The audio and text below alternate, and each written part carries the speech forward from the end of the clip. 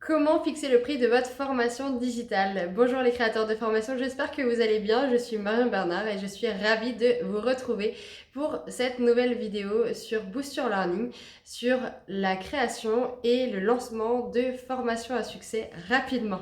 Aujourd'hui, j'ai envie de partager avec vous mes retours que je fais à bon nombre d'entre vous qui réservaient une session stratégique avec moi sur ok, mais combien je la vends la formation? Quel est le prix que je peux espérer offrir à mes clients et qui s'inscrivent quoi. Parce que bon, c'est un peu ça le problème. Comment je peux fixer mes prix? Quel prix à ma formation? Quelle valeur à ma formation? Eh bien, j'ai envie de répondre avec vous aujourd'hui dans cette petite vidéo. Avant cela, si ce n'est pas déjà fait, n'hésitez pas à cliquer ci-dessous pour vous abonner à la chaîne Boost Your Learning. Je serai ravie de vous partager tout mon savoir en vidéo. Et également, n'hésitez pas à activer la cloche pour recevoir toutes les notifications de nouvelles vidéos.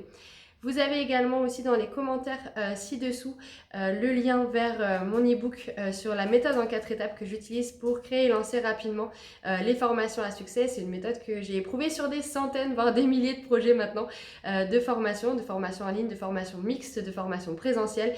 Et je vous assure qu'elle fonctionne si on l'utilise bien. Donc n'hésitez pas à recevoir cet e-book gratuit et à vous imprégner de cette méthode en 4 étapes. Vous allez voir, c'est super simple à suivre et c'est limpide une fois qu'on a cette méthode pour définir le plan d'action pour créer sa formation à succès.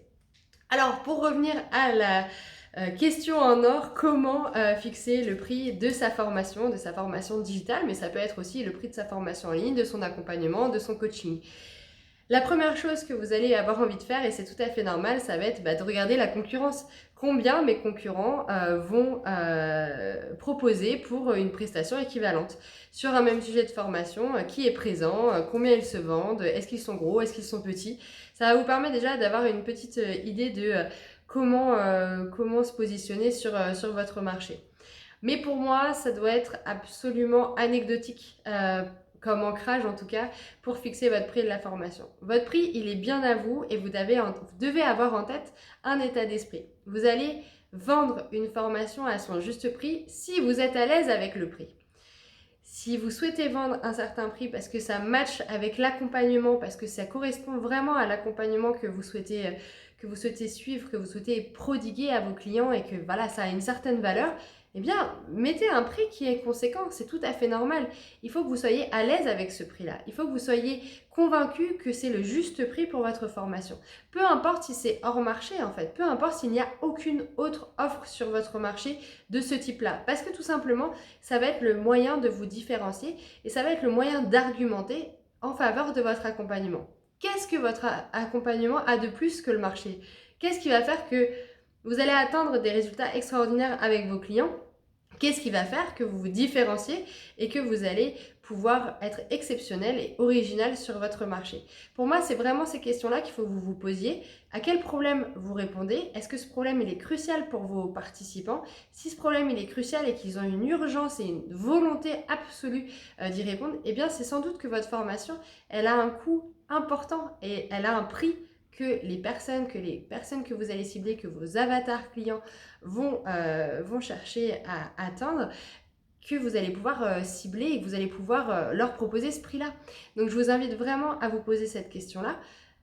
Au-delà de la concurrence, quelle est la valeur selon vous que vous imaginez pour votre formation? Et vous devez être à l'aise avec ce prix-là. Limite, vous devez vous sentir un peu arnaqué à chaque fois que vous proposez ce prix-là. C'est-à-dire que voilà, vous êtes sûr que vos apprenants, ils en auront pour leur argent, quoi. Ils seront sûrs de ça, ils seront sûrs d'atteindre un certain résultat que vous allez fixer avec eux, ils seront sûrs d'atteindre les objectifs que vous allez leur proposer dans votre formation. Donc ça, c'est vraiment le premier ancrage. Le premier ancrage, il est certes par rapport au marché, mais il est surtout par rapport à la valeur intrinsèque de votre produit. Qu'est-ce qu'il vaut? Quel est l'objectif que vos prospects vont atteindre? Qu'est-ce qui va faire que votre formation va être un succès et qui va faire que ça va leur changer la vie, en fait, tout simplement. Ensuite, le deuxième ancrage qui est positif, c'est bien sûr à quel point l'enjeu est crucial. Quelle est la valeur réelle de votre formation? Si votre formation, elle vous prend du temps, que c'est une formation avec un accompagnement, avec du coaching individuel par exemple, avec du temps privilégié avec vos apprenants, ça va nécessairement avoir un prix supérieur à des coachings de groupe ou à une formation en autonomie. Ça, ce sont des arguments que vous allez pouvoir avancer pour valoriser votre offre. Donc voilà, vous allez avoir plusieurs leviers sur lesquels vous allez pouvoir agir pour peut-être fixer votre prix à un certain tarif si vous êtes sur une formation digitale en autonomie ou si vous proposez un support, que ce soit un support en ligne, un support par exemple sur WhatsApp ou un support par coaching ou sur Zoom ou des choses comme ça. Donc là aussi, ça peut vous donner aussi un curseur que vous allez pouvoir déplacer selon l'accompagnement que vous allez proposer. Et puis, posez-vous aussi la question de « Ok, mais que risque mon avatar apprenant s'il ne fait pas cette formation? S'il n'atteint pas son objectif, qu'est-ce qu'il risque de faire ?» Parce que c'est ça aussi, tout l'enjeu d'une formation, c'est pas ce qu'il y a que à gagner, à atteindre un objectif, mais aussi ce qu'on peut y perdre. Donc, quel est l'enjeu de votre formation? Quel risque encourt votre avatar apprenant s'il ne réalise pas cette formation, s'il n'atteint pas son objectif ou s'il reste dans la situation dans laquelle il se trouve? Ça peut être un argument très fort en fait, ça peut être un ancrage très fort pour votre prospect de se dire ok, bah, si j'en reste là et que je bénéficie pas de cette formation, qu'est-ce qui va se passer pour moi? Ça peut être du réglementaire, ça peut être une situation qui va le stresser, une situation qui va être défavorable pour sa vie, pour sa santé, pour son entourage, pour ses aspirations personnelles ou professionnelles. Il faut vraiment que vous sachiez définir précisément ce qu'il peut perdre. Ok? Quel est le coût de ne pas se former? Il y en a un qui est certes le prix que vous allez fixer pour votre offre de formation, mais quel serait le prix aussi qui ferait que finalement ce serait une offre valable parce que le risque est beaucoup plus grand ou le fait de ne pas faire cette formation implique un gain, enfin une perte financière ou une perte en énergie ou une perte en temps qui est conséquente. Voilà, c'est quel est le coût de non-formation. Vous voyez? Et enfin, vous pouvez vous poser la question aussi du retour sur investissement de votre formation. Quelle est la garantie de résultat de votre formation? Quel est le retour sur investissement? Quel est l'objectif que vos apprenants vont atteindre? Et qu'est-ce qui va faire que vos apprenants seront satisfaits et pourront mesurer en fait le résultat? Qu'est-ce qui va faire en fait qu'ils vont avoir l'impression d'en avoir eu pour leur argent? Ça aussi, ça va vous permettre de vraiment fixer le bon prix. Qu'est-ce qui va faire en fait? Et c'est pas forcément un argument financier, ça peut être un argument de bien-être, ça peut être un argument de santé, ça peut être un argument de gestion du temps, de gestion de ses priorités, de mieux-être. Et ça a aussi beaucoup de valeur qu'il ne faut pas négliger. Qu'est-ce qui va faire la différence pour votre prospect qui sera client à la fin et qui sera super satisfait? C'est vraiment tout ça qu'il faut vous poser comme question pour fixer votre prix de la formation. Et n'oubliez pas quelque chose d'essentiel. Si vous fixez votre formation trop bas, c'est-à-dire à un prix qui est faible, un prix qui est déconnecté du marché et déconnecté de ce que votre client serait capable de dépenser pour résoudre sa problématique ou pour se former, pour atteindre son objectif, eh bien, peut-être que vous aurez un engagement qui sera moindre de la part de votre participant. Donc, je ne dis pas ça pour que vous vendiez très cher votre formation, je dis ça pour que vous mesuriez en fait l'impact d'une formation qui soit peu chère versus l'impact d'une formation qui soit assez élevée, qui soit assez challengeante en termes de prix pour votre prospect.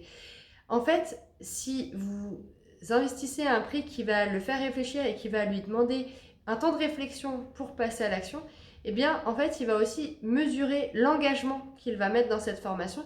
Et donc, vous allez l'engager dans cette démarche, dans ce parcours de formation pour l'aider à atteindre son objectif de formation. Donc, c'est extrêmement important, en fait, de fixer correctement son prix de formation. Et c'est souvent aussi le problème de certaines entreprises, en fait, parce que le tout gratuit a des limites en fait pour les employés des entreprises.